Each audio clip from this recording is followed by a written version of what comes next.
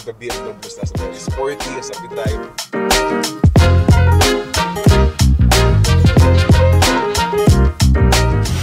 Crap!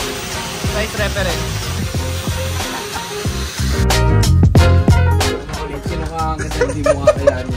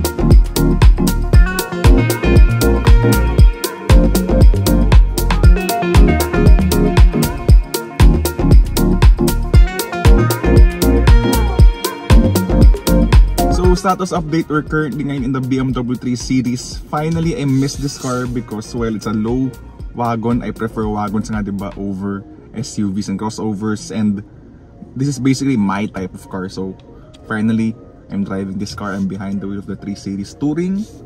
I've reviewed this car naman as a reminder lang, so you can check out my review of the 3 Series Touring and the sedan up in the video link, and then we're gonna be updating you while we're on the road.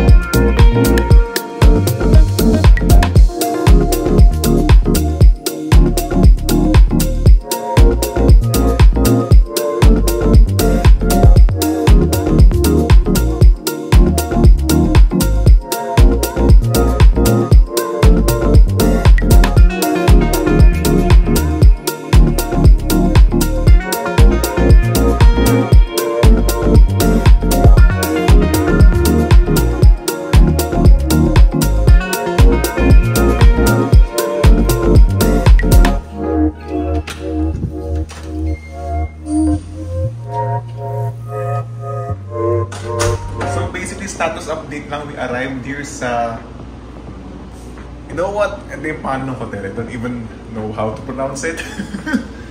Tapos yun na, so we arrived here sa Valencia in Bukidnon. Just a summary of what happened kanina. So we had lunch dun sa Rachel's Tuna Grill, which was really good, and the main highlight there I think was yung panga. So masarap ng panga ng tuna, is I think my new favorite ngayon in terms of sa mga grill na isda.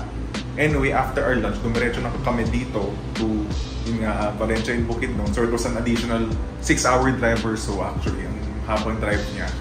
So in total, we've driven around 10 hours for today. A few reflections lang because one of the places we passed by the way, is Maguindanao. So going to Maguindanao, the atmosphere was medyo eerie ng atmosphere sa Maguindanao because, well, alam naman natin what's going on in the area. I don't think I'm the right person to comment about it, but yun nga, it's an eye-opener, I think, itong Philippine loop. Yet at the same time, after going through Maguindanao, ang ganda ng scenery. Ang ganda ng scenery after Maguindanao. So once we've reached Bukidnon, the mountains were nice.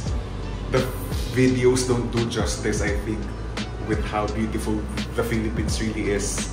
So pagkita ng Pilipinas in reality in terms of nature lalo, very biodiverse. So pagkita ng mga bundok natin, I really think na sana ma-develop pa lalo yung mga cities natin. Like itong Valencia nga, for example, in Bukidnon, sana paganda pa siya lalo, maging, economically prosperous. And basically more of the Philippines, like not just Metro Manila, sana other regions of the Philippines also become prosperous then. I think it's a really good place. It's a good avenue itong BMW Philippine Loop namin to highlight the beauty of our country, and as well as the realities of what's happening in our country. But anyway, so we're here in a hotel. We're gonna cap off the night today. Yeah, so see you guys tomorrow for our day 7.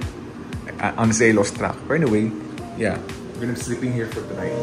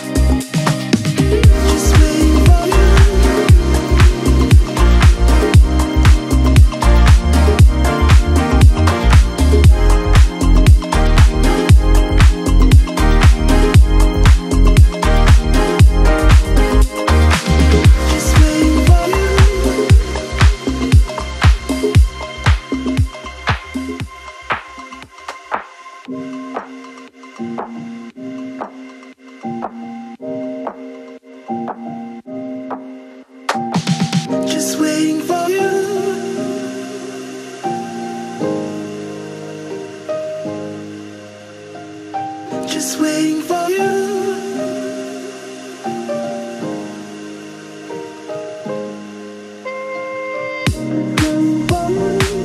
So, good morning naman dyan, my good sir. Good morning. Basta ka naman. We're traveling again.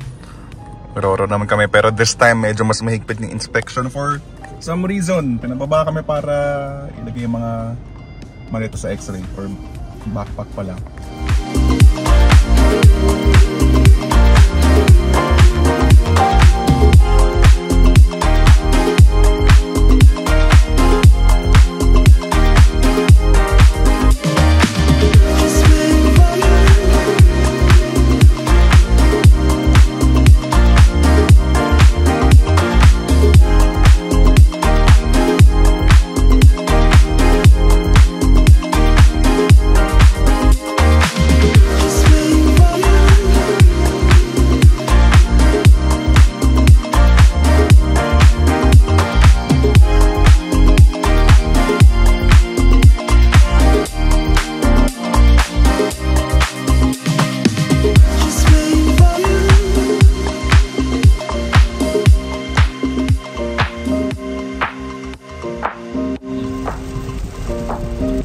I have other people FaceTiming me who are being there for me.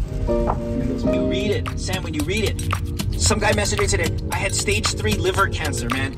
You told me to do this, you said to do this. 100%. I know how seriously you take the show, and you don't take lightly, what advice you're gonna give. And I mean, it's not, I don't think it's easy to be with your stuff will affect the conversations that we might have. That's totally something on Reddit, and I read a transcript of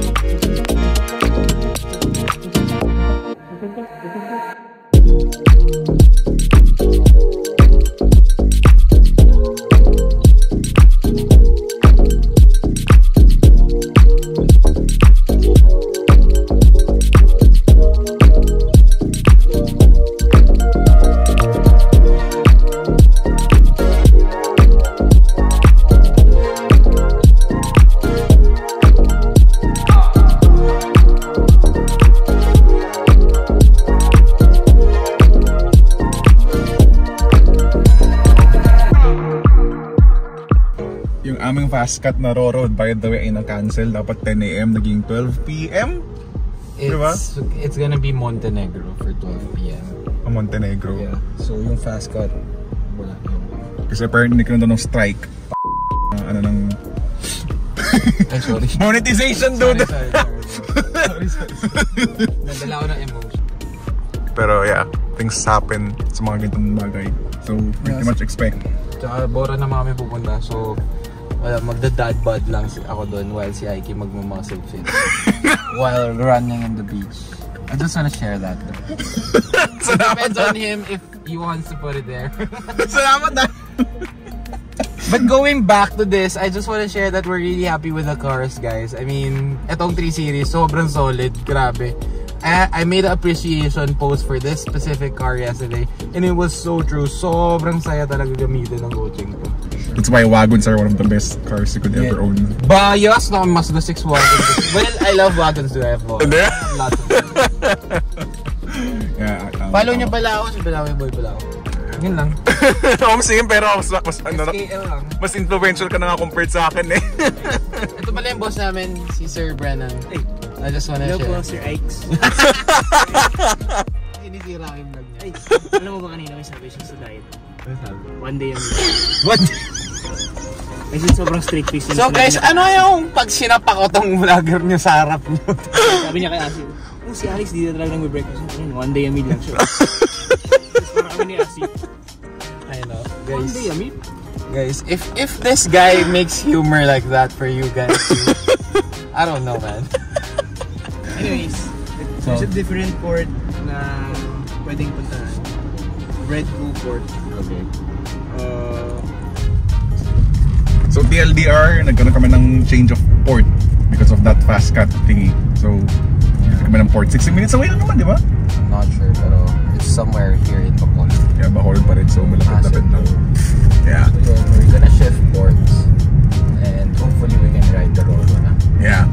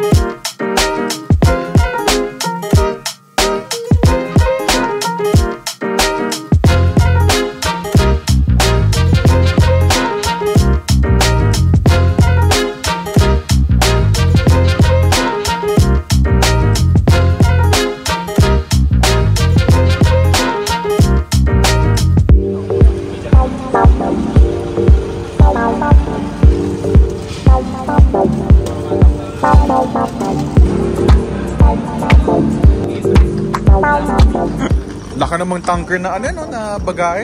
Siyempre, this is comfort luggage. So nice.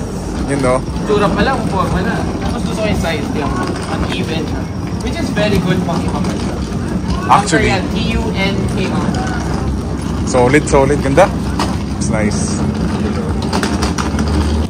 Ang linaw ng tubig, oh.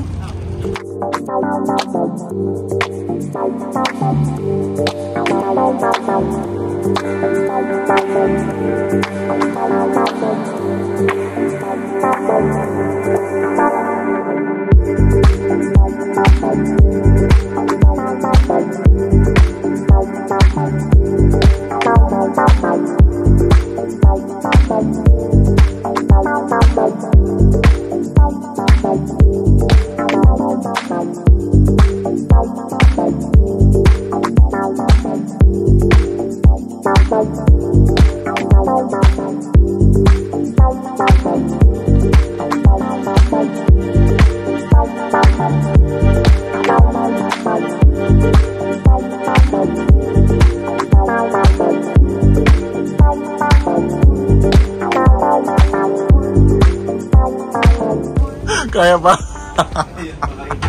Sino ka kita hindi mo kakayanin? Mo yung looks yan, dude.